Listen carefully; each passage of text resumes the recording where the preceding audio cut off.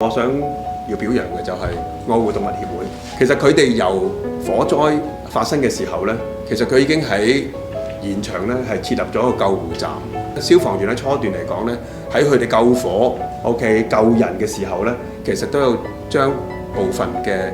寵物呢帶出嗰個火場，就交到去愛護動物協會頭先我講嗰個救護站嗰度。現場係有獸醫喺度幫啲動物、幫啲寵物咧作出檢查。